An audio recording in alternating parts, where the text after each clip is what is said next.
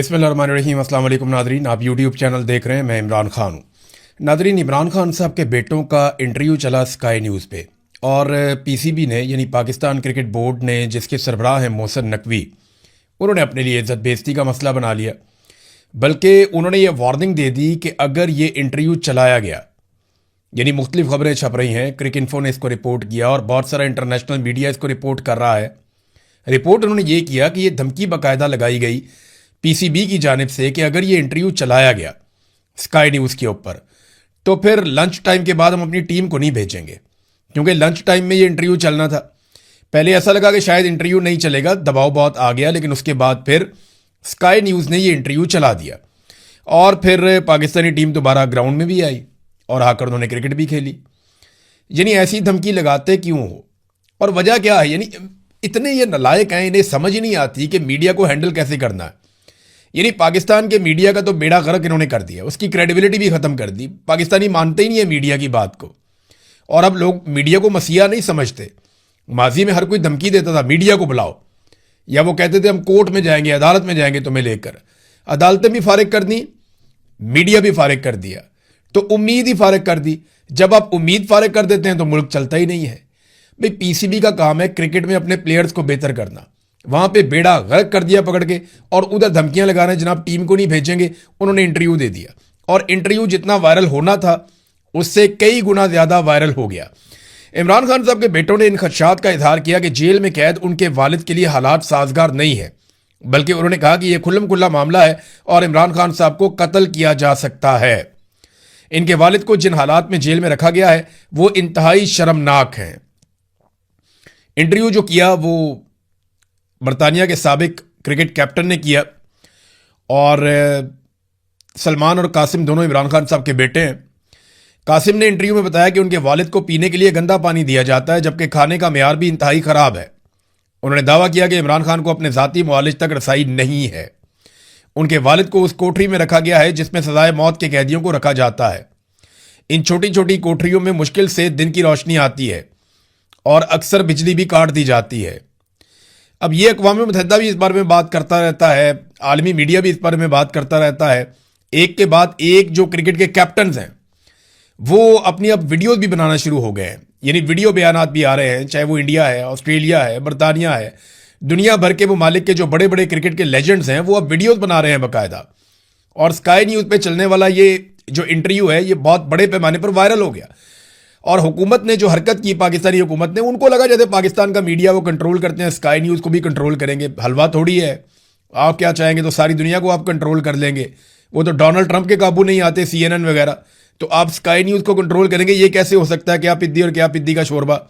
पाकिस्तान में ही आप कंट्रोल कर सकते हैं, बंदूक चला सकते हैं, डंडा चला सकते हैं, दुनिया में हर जगह आप ये नहीं कर सकते।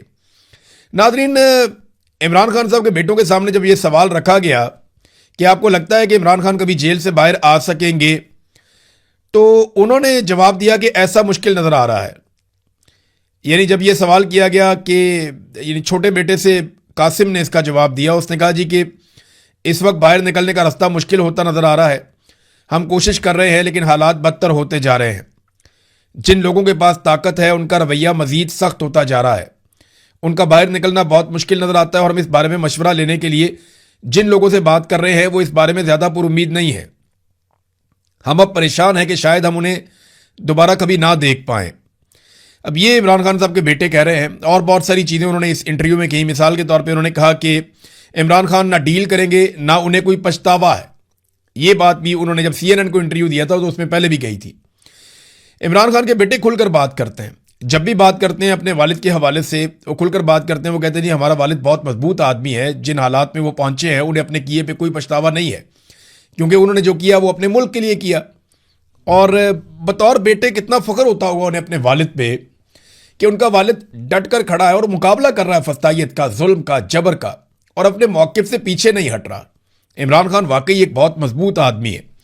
यहाँ पे जो इमरान खान के बेटों ने कुछ बातें और कहीं वो भी मैं आपके सामने रख देता हूँ। कासिम खान ने कहा कि अब वाकई महसूस होता है कि ये एक ऐसा लम्हा है जिस पर हमें फ़ौरन एक्शन लेने और इससे फ़ायदा उठाने की ज़रूरत है, क्योंकि वो अब किसी हिकमत अमली या मनसूबाबंदी के तहत काम नहीं कर रहे। वो जो कुछ कर रहे हैं वो बिल्कुल वाज़ेह है, यानी वो खुल्लम खुल्ला उन्हें जान से मारने की कोशिश कर रहे हैं।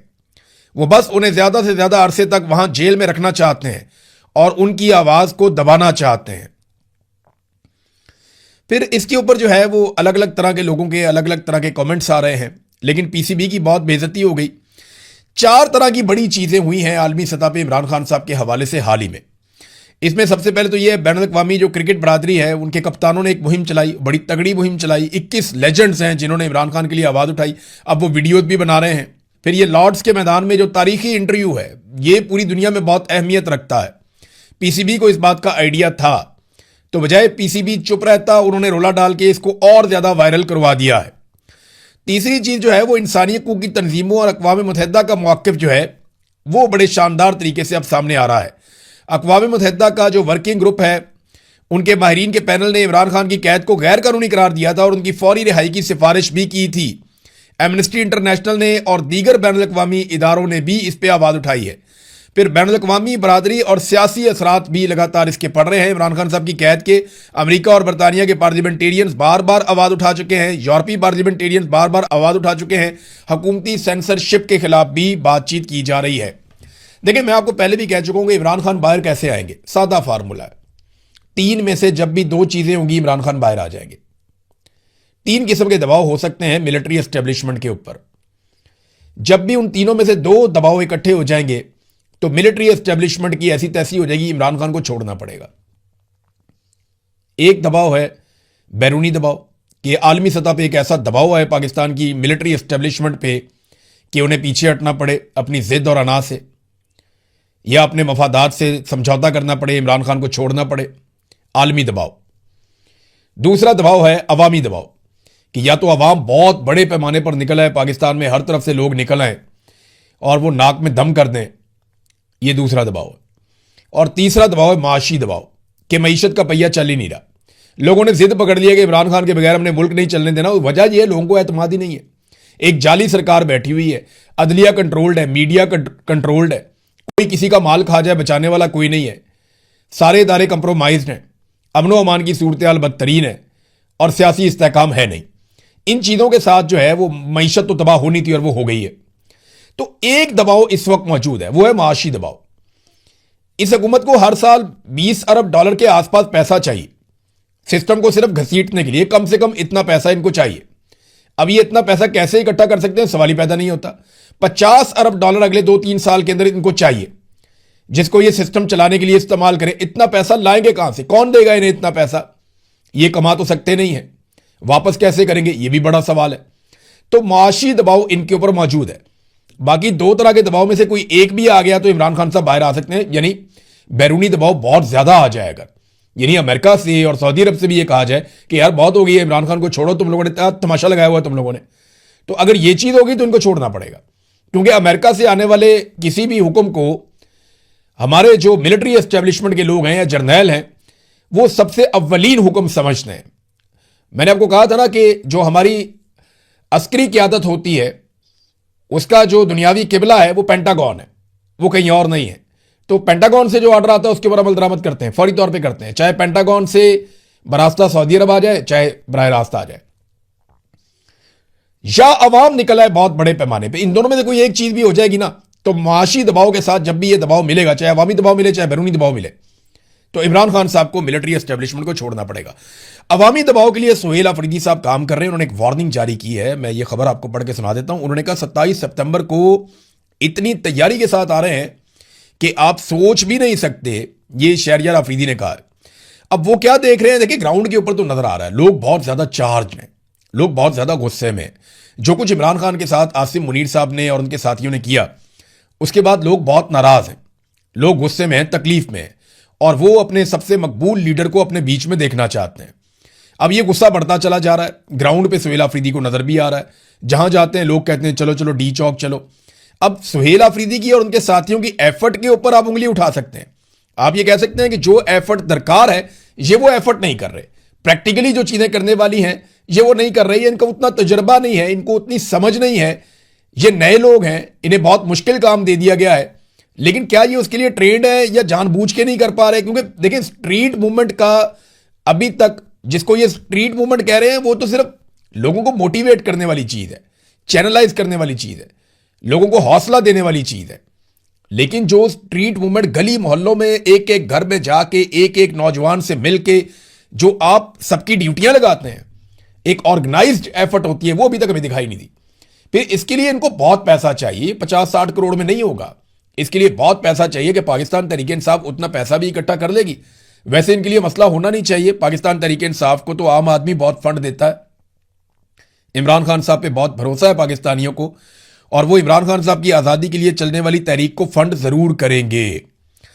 तो अब ये सुहेल अफरीदी ने कहा जी कि जब हम 20 लाख लोग लेकर आएंगे ना तो कोई हमारे ऊपर तशद्दुद नहीं कर पाएगा, और ये बात सच है। अगर वाकई में सुहेल अफरीदी ने 20 लाख बंदा निकाल दिया ना तो आप 1000 आसिम मुनीर भी ले आएंगे ना तो तशद्दुद नहीं कर पाएंगे। मुमकिन नहीं है कि फिर गोली चलाएं और उनके ऊपर अटैक करें, क्योंकि 20 लाख एक तादाद होती है। 20 लाख का जो इज्तिमा है ना, वो पैदल भी चल रहा हो ना तो कई किलोमीटरों तक वो इज्तिमा होता है। कितना बड़ा इज्तिमा होता है, पूरा शहर उससे भर जाता है। अगर इतनी बड़ी तादाद में ये लोग लेकर आ गए तो फिर तो कहानी खत्म। और पाकिस्तानियों के पास ये मौका है। 27 सितंबर अभी बड़ी दूर है। देखिए, इस बात को ना देखें कि सुहेल अफरीदी का कितना तजुर्बा है, किसकी नीयत कैसी है, कौन जाएगा नहीं जाएगा। अगर सारा पाकिस्तान निकला है तो यार एक दफा जान छुड़ाओ भाई, निकलो सारे, एक दफा जोर लगाओ, और जोर लगाओ, इनको निकालो यहां से। और पाकिस्तान के अंदर जो है वो हकीकी जमहूरियत लेकर आओ। ऐसी जमहूरियत लेकर आओ जिसमें इंसानों को आजादी मिले, इंसानी हुकूक हो, आजादी इज़हार राय हो, जिसके अंदर कानून की हुक्मरानी हो, कानून सबके लिए एक जैसा हो, मसावात हो। कोई ऐसी चीज पाकिस्तान में लेकर आओ। ये जुल्म और बर्बरियत और इंसानी हुकूक की पामालियां पाकिस्तान में अगर बंद करनी है तो एक दफा पूरे पाकिस्तान को निकलना पड़ेगा। ये 20 लाख तो बहुत थोड़े हैं, मेरे ख्याल में 1 करोड़ आदमी निकलना चाहिए, और सबको निकल कर इस सिस्टम को ठीक करना चाहिए। एक दिन टाइम निकालें तो 4 दिन लगेंगे आपके, और पाकिस्तान ठीक हो जाएगा। पाकिस्तान ने हमें इतना कुछ दिया है, क्या हम पाकिस्तान को 4-6 दिन नहीं दे सकते? हमें 4-6 दिन पाकिस्तान को दे देने चाहिए। अगर थोड़े लोग निकलेंगे तो ज्यादा ताकत लगाएंगे, ज्यादा कोशिश करेंगे, नुकसान भी होगा। अगर ज्यादा लोग निकलेंगे तो कोई नुकसान नहीं होगा और मुल्क भी सीधे रास्ते पे आ जाएगा। नाज़रीन, सुहेल अफरीदी ने यह भी स्टेटमेंट दिया और एक और बात भी बताई, और यह बात बड़ी तकलीफ दे है। उसका रीजन भी मैं आपको बताता हूं, लेकिन पहले एक अपील भी है। लंदन में एक एहतजाज होने जा रहा है आज़ाद कश्मीर के शहरियों के साथ जो कुछ जुल्म और बर्बरियत हुई है उस हवाले से। रावला कोर्ट में जो सूरत जारी है उनके साथ इजहार यकजहती के लिए पाकिस्तान हाई कमीशन लंदन के सामने आज शाम को 4 बजे, जुमे की नमाज के बाद आज शाम को 4 बजे 28 अगस्त को लंदन के कश्मीरियों से ये अपील की गई है कि निकलो, रावला कोर्ट में अपने लोगों की आवाज़ बनो। और ये एक एहतजाजी तहरीक की शक्ल इख्तियार कर चुका है, और ये एमरजेंसी प्रोटेस्ट कॉल किया गया है, जबकि जवाब तलब किया गया इसहाक डार से, जो डिप्टी प्राइम मिनिस्टर है पाकिस्तान का। ये सुहेल अफरीदी का दूसरा स्टेटमेंट आप देखें। वो कहते हैं हमारी पुलिस बगावत पर उतर आई है, क्योंकि उनको पता लग गया है कि वो क्यों मर रहे हैं, किसके लिए मर रहे हैं, किस पॉलिसी के तहत मर रहे हैं।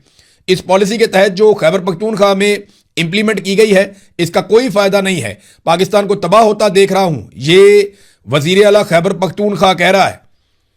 मैं आपको ये बल्कि सुना देता हूं कि खैबर पख्तूनख्वा के वजीर आला ने क्या कहा, ताकि आपको समझ आए कि वहां हो क्या रहा है। ये सुने आप। हमारे पुलिस वाले बगावत करने पर उतर आए हैं, क्योंकि उनको भी पता लग गया है कि हम किसके लिए मर रहे हैं, क्यों मर रहे हैं, क्यों, किस पॉलिसी के तहत मर रहे हैं। उस पॉलिसी के तहत जो 22 साल से खैबर पख्तूनख्वा पे इंप्लीमेंट है और उसका कोई फायदा ही नहीं है। जिन्होंने इदारों को, तमाम इदारों को यरगमाल बनाया हुआ है, जिन्होंने पार्लियामेंट को यरगमाल बनाया हुआ है, जिन्होंने जमहूरियत को यरगमाल बनाया हुआ है, अगर उन्होंने होश के नाखून नहीं लिए तो पाकिस्तान तबाही की तरफ जा रहा है। और मैं देख रहा हूं कि पाकिस्तान तबाह हो रहा है। ये पॉलिसीज, ये रवैया, ये बंद कमरों के फैसले, ये मेरे पाकिस्तान को खा रहे हैं। अब ये वजीर आला चिल्ला चिल्ला कर कह रहा है जो तबाही आ रही है। और अभी ये हालात क्यों खराब हुए मैं बताता हूं। लकी मरवत में एहतजाजम करम पुल को बंद कर दिया गया है। पुलिस एहलकार और अमन कमेटी के रुकन समीउल्लाह के पेशावर से मुबैना अगवा के खिलाफ ये एहतजाज अब शुरू किया गया है। पुलिस एहलकार समीउल्लाह, अब ये जो पुलिस एहतजाज कर रही थी, वहां जो अमन कमेटी के रुकन है समीउल्लाह, उन्हें अगवा कर दिया गया। आपको पता है कौन अगवा करता है? जबरी तौर पे गुमशुदा किया गया जो पुलिस एहलकार एहतजाज कर रहे थे फौज की मुदाखलत के खिलाफ या मिलिट्री ऑपरेशन के खिलाफ, या वो जो लोग कह रहे थे कि जनाब यहां पे दहशतगर्द आते हैं तो उन्हें सहूलतकारी दी जाती है फौजी अफसरान की जानिब से, और वो ये कह रहे थे कि उनके पास इनके सबूत और वीडियोज भी मौजूद हैं। अब समीउल्लाह साहब जो हैं, इनका ताल्लुक पुलिस से, और ये लोग एहतजाज कर रहे हैं कि फौज की वजह से दहशतगर्दी हो रही है। जबकि फौज कहती है हमने दहशतगर्दी खत्म करनी है, हमें ऑपरेशन करने दो। वो कहते हैं जी आप ऑपरेशन नहीं करने आ रहे, आप मादनियात लेने आ रहे हैं। वहां पे ये फड्डा पड़ा हुआ है। अब समीउल्लाह साहब को जबरी तौर पे लापता कर दिया गया है और उनका कोई पता नहीं चल रहा। उसके बाद कुछ धमकियां सामने आई, मैं आपके सामने रख देता हूं। लकी मरवत की सारी पुलिस लकी लाइन में पहुंच चुकी है और ये सादा कपड़ों में पुलिस वाले हैं, इनके पास इनके हथियार हैं। तमाम दफातर बशमूल लकी मरवत की जो कचहरी है, लकी मरवत की जो जेल है और जजेस की जो जजेस के गनर्स हैं, जो डीएचक्यू के ऊपर सिक्योरिटी है या इलेक्शन कमीशन और खजाना गार्ड से पुलिस सिक्योरिटी फौरी तौर पर वापस लेने का उन्होंने ऐलान किया और तमाम एहलकारों ने ड्यूटी छोड़कर अपने अमन कमेटी के मेंबर के अगवा के खिलाफ एहतजाज में शिरकत की है। यानी अब जितने वहां पे लोगों को सिक्योरिटी मिली हुई थी वो सिक्योरिटी भी पुलिस ने वापस ले ली और वो सारे पुलिस वाले इकट्ठे होकर जो लकी मरवत में इनका पुलिस लाइन है वहां पे इकट्ठे होकर एहतजाज कर रहे हैं। उन्होंने मुतालबात किए हैं कि फौरी तौर पे हमारे बंदे को बाजियाब किया जाए। अब लकी कचहरी, लकी जेल, जजेस के गनर्स, डीएचक्यू, इलेक्शन कमीशन, खजाना गार्ड से पुलिस फौरी तौर पे वापस लेने का उन्होंने ऐलान कर दिया, नंबर 1। नंबर 2, तमाम लोग कान खोलकर सुन लें, अगर हमारे कमेटी के मेंबर को कुछ भी हो गया तो हम जिले के तमाम दफ्तरों को आग लगा देंगे। ये कौन कह रहा है? ये पुलिस कह रही है। वो कह रहे हैं जनाब आप हमारा बंदा अगवा नहीं कर सकते। अगवा कौन करता है हम सब जानते हैं, मिलिट्री एस्टेब्लिशमेंट अगवा करती है, एजेंसियां अगवा करती हैं। अब उन्होंने पुलिस को अगवा कर लिया कि तुम हमारे खिलाफ एहतजाज करते हो। पिछली मरतबा भी जब 2024 में एहतजाज हुआ था तो कुछ पुलिस वालों को जबरी तौर पे लापता किया गया था, टॉर्चर किया गया था, कुछ की नौकरियां खा गए, कुछ को ट्रांसफर पोस्टिंग कर दिया तो मामला संभाल लिया था। अब यह मामला बहुत बिगड़ गया है और पुलिस बगावत पे उतर आई है। मुझे अच्छी तरह याद है एक दिन एक मेजर जनरल ने मुझे कहा था कि हमारे गंदे कपड़े पुलिस धोती है, हम पुलिस के बगैर नहीं चल सकते, अगर पुलिस हमारे साथ कोऑपरेट ना करे तो हम किसी एक जिले में भी काम नहीं कर सकते। अब लकी मरवत और बन्नू की सूरत हाल आपके सामने है और यह बहुत बड़ा चैलेंज है पाकिस्तान की मिलिट्री एस्टेब्लिशमेंट के लिए। अच्छा देखिए इनकी तवज्जो किन चीजों पे, किन कामों पे। अब अचानक सारे मिलकर फजलुर रहमान के ऊपर पिल पड़े हैं, यानी फजलुर रहमान के ऊपर तनकीद शुरू करवा दी है। एक ही जैसा स्क्रीनशॉट जितने भी फौज के साथ या अस्करी लोगों के साथ जुड़े हुए जितने भी जर्नलिस्ट हैं, यानी अस्करी जर्नलिस्ट कह लें उन्हें या अस्करी सहाफ़ी कह लें उन्हें, जो फौज को कवर करते हैं या फौज के बहुत करीब रहना चाहते हैं, जो फौज के लिए ही काम करते हैं हर दौर में, वो तकरीबन कुछ 17-18 सहाफ़ियों को एक ही क्लिप भिजवा दिया गया। यानी इनके अपने डिजिटल चैनल भी है ना, वहां से एक ही क्लिप उठा के 17-18 सहाफ़ियों को भिजवा दिया गया और 17-18 सहाफ़ियों ने एक ही तरह के ट्वीट कर दिया। आप अंदाजा करें कि फजलुर रहमान को गंदा करना जी। फजलुर रहमान जो है उसने कोई हैबतुल्लाह से कोई वादा किया हुआ है जो अफगानिस्तान का सरबराह है और उसके साथ मिलकर वो पाकिस्तान के खिलाफ कोई साजिश कर रहा है, वो कोई अफगानिस्तान का वफादार है। और भाई फजलुर रहमान का अपना एक मौक़िफ़ है, वो हमेशा से अपना मौक़िफ़ देता आ रहा है। फजलुर रहमान से 100 हमारे सियासी इख्तलाफात हो सकते हैं कि फजलुर रहमान साहब हमेशा अपनी सियासत के अंदर एक गुंजाइश रखते हैं, एस्टेब्लिशमेंट के साथ भी, बाकी जमातों के साथ भी वो मिलजुल कर चलने के आदी हैं। वो खुद स्टेटस को का हिस्सा है, वो स्टेटस को के खिलाफ नहीं हो सकते। उन्हें अपने बच्चों को, भाइयों को, सबको उन्हें इक़्तिदार में रखना होता है। ये उनके प्रॉब्लम हैं। लेकिन पाकिस्तान का गद्दार तो ना कहें फजलुर रहमान को। फजलुर रहमान को भी पाकिस्तान का गद्दार करार दे दिया और मिलिट्री एस्टेब्लिशमेंट ने अपने जितने भी अस्करी जर्नलिस्ट हैं उन सारों को एक साथ फजलुर रहमान के ऊपर छोड़ दिया है। नाजरीन, कर्नल क्या करेगा, इस हवाले से खुफिया वीडियो सामने आ गई। जब कर्नल और उसकी बीवी ने यूनिवर्सिटी के अंदर जाकर उछल कूद की, पहले उसकी मुबैना बीवी जो है वो वहां पे मारकुटाई करती रही, डंडे छीन के पुलिस से मारती रही, लातें मारती रही, बैरियर गिराती रही, बदतमीजी करती रही, धमकियां देती रही, स्टूडेंट्स को हरासा करती रही। और उसके बाद कर्नल आया, कर्नल ने तो हद कर दी। पहले जो साथ अपने डंडा लेके आया था उससे मारता रहा, उसके बाद धक्के देता रहा, फिर पिस्टल सीने पे लगाता रहा, फिर उसके बाद उसने गोलियां भी चला दी। वो तो शुक्र है किसी को लग नहीं गई। तो वो जो कर्नल ने और उसकी बीवी ने जो तमाशा लगाया यूनिवर्सिटी में, उसके बाद एक पुलिस वाला जो है, ये एसएसपी ऑपरेशन है, ये जो एसएसपी ऑपरेशन है ना वहां का, सरहद यूनिवर्सिटी के वाकये के ऊपर जब ये सहाफियों के साथ ऑफ द रिकॉर्ड बात कर रहा था तो किसी ने खुफिया कैमरे के जरिए से उसकी बातचीत रिकॉर्ड कर ली। अब वो जो ऑफिसर है वो क्या बता रहा था, वो ये बता रहा था कि ये फौजी है ना, ये अभी यही मौकिफ लेगा। ये कहेगा जी मेरी बीवी की इज्जत खतरे में थी और जनाब मैं गैरत में आ गया था, उसके कपड़े फाड़ दिए थे, उसको धक्के मारे गए थे। ये इस किस्म की बातें फौजी करेगा, लेकिन हकायक सबको पता है, हम हर चीज जानते हैं। ये बात एसएसपी ऑपरेशन कर रहा था। और बाद में सारे टाउटों ने मिलिट्री एस्टेब्लिशमेंट से जुड़े हुए जो बड़े बड़े टाउट हैं जिन्हें तमगे शमगे भी दिए जाते हैं, उन सारों ने यही वाला बयानिया अपनाया जो ये पहले से जानता था एसएसपी ऑपरेशन की। यही कहेगा जी मेरी बीवी की जान खतरे में थी, ये हो गया, वो हो गया, फलां हो गया, ढमका हो गया। तो ये सारा कुछ उसी तरह हुआ। कर्नल की बीवी को और कर्नल को बचाने के लिए वही कुछ किया गया। जो पहले से पता था कि ये किया जाएगा, लेकिन अल्लाह की लाठी बड़ी बेआवाज है, हर चीज अब क्लियर हो चुकी है। अगर इन तलबा को निशान इबरत बनाने की कोशिश की गई तो याद रखना तलबा तुम्हें निशान इबरत बनाएंगे और वो दिन ज्यादा दूर नहीं है। नादरीन, एक खबर है, उसकी तस्दीक हो जाए तो बेहतर है। इस्लामाबाद में जो जर्नलिस्ट हैं, मेरी उनसे बात हुई है, मैंने कहा जी आप चेक करें, हम कोशिश करेंगे 24-48 घंटे के अंदर इसकी खोज लगाएं, क्योंकि नर्सरी में जब आग लगी तो उसमें 15 बच्चे नहीं चले, 15 बच्चों की सिर्फ शनाख्त हो सकी है, और नर्सरी में उस वक्त 40 से 50 बच्चे मौजूद थे, वो सारे बच्चे जिंदा नहीं रहे। ये वालिदैन जो मुतासिर हुए उनकी तादाद ज्यादा है। हुकूमत ने 14 बता के गलत कहा है। ये रुकन कायमा कमेटी बराए सेहत कौमी असम्बली में जो हैं डॉक्टर शाजिया सोबिया, उन्होंने ये इंकशाफ किया है। अब अगर ये बात ठीक है, इसकी तस्दीक हो जाएगी अगले 24 घंटों में, 48 घंटों में इसकी हम खोज लगाएंगे, पता करवाएंगे। मैंने तो 4 दोस्तों से गुजारिश की है, तो पता चलेगा तो आपके साथ हम शेयर करेंगे। वैसे अगर ये ऐसा है तो ये बहुत बड़ा सानिया है। इसके ऊपर तो मुस्तफा कमाल का इस्तीफा तो बनता है, सेक्टर कमांडर का जो दोस्त अस्पताल पे काबिज है उसका भी इस्तीफा बनता है, उसको भी हटाना चाहिए। अब तक के लिए इतना ही, अपना ख्याल रखिएगा, अपने चैनल का भी। अल्लाह हाफिज़।